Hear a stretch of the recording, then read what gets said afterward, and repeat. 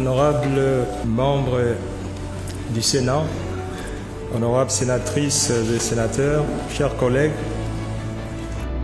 en prenant l'initiative de partager avec vous cette réflexion que j'intitule l'émergence par le leadership et la gouvernance, mon intention est de nous conforter sur l'évidence que c'est seulement par la mise en œuvre systématique du binôme leadership et gouvernance que notre pays peut espérer sortir de la spirale du sous-développement.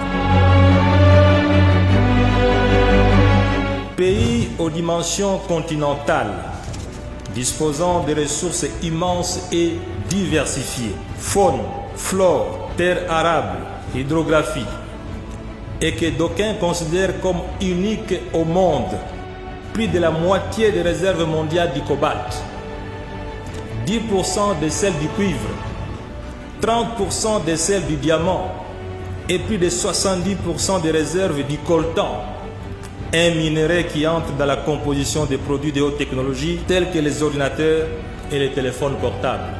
La RDC, scandale géologique, ne devrait pas demeurer à la traîne du processus de progrès et de développement des nations. Alors que la RDC se trouve dans les top 10 des pays les mieux dotés en ressources minières au monde, elle se trouve aussi dans les top 10 des pays les plus pauvres du monde.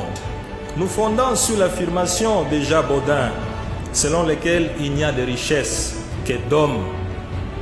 L'on peut dire, devant ces tableaux alarmants, que la RDC serait plutôt pauvre de ces hommes qui ne feraient pas suffisamment preuve de leadership et de gouvernance dans la gestion des affaires publiques. Le binôme leadership et gouvernance permet donc d'instaurer le règne de la compétence, le règne des valeurs éthiques et morales, le règne de la détermination et de l'abnégation dans la gestion des affaires publiques aux fins du développement de la société. On construit aussi le leadership en investissant suffisamment sur l'homme.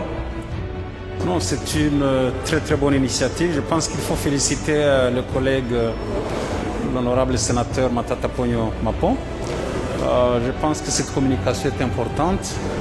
Elle a permis de nous sensibiliser sur l'importance du leadership et de la bonne gouvernance. Le fait qu'un pays ne peut pas se développer en ne comptant que sur des ressources naturelles. Les ressources naturelles, c'est bon, mais le plus important, c'est l'homme. C'est l'homme qui doit être au centre du développement. La bonne gouvernance part de l'homme.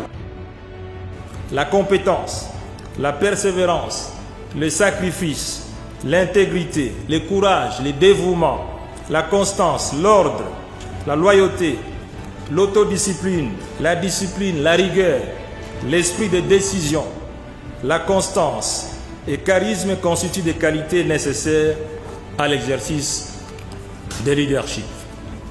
L'ensemble de ces qualités détermine ce que l'on considère comme leadership éclairé.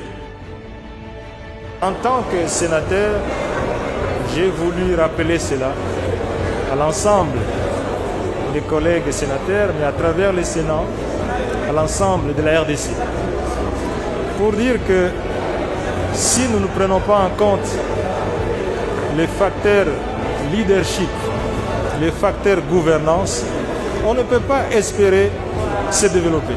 La corruption est néfaste à la croissance économique et elle prend la forme d'une taxation implicite sur le capital investi.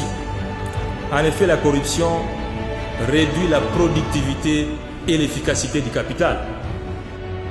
La corruption absorbe les ressources nécessaires au développement. La corruption, il y a une relation entre la corruption et le sous-développement. Plus la corruption est élevée, moins il y a du développement.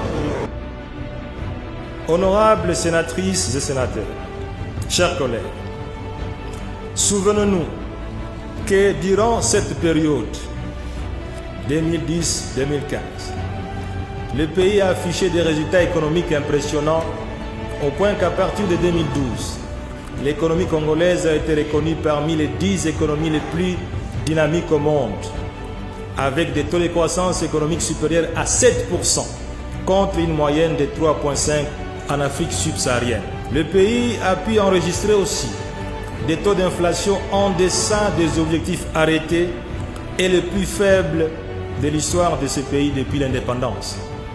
L'inflation a été en moyenne de 4,7% contre 8,8% pour l'Afrique au sud du Sahara.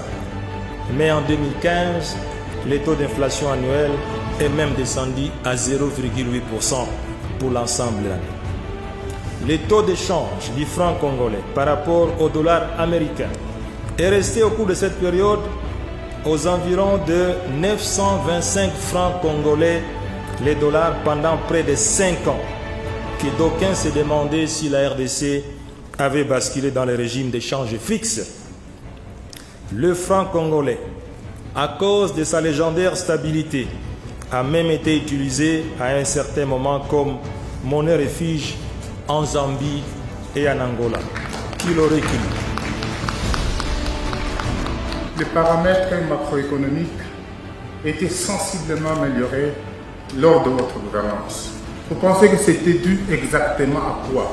Il est possible, nous puissions, n'est-ce pas, rentrer dans cette trajectoire en finançant nous-mêmes nos projets et c'est passé de bailleurs de fonds tels que l'FMI, la Banque mondiale. Je tiens d'abord à vous féliciter pour votre exposé de qualité. Le pays a besoin de personnes comme vous. En effet, tous les pays qui se sont développés ou qui ont émergé ont fondé leur politique sur le leadership et la gouvernance.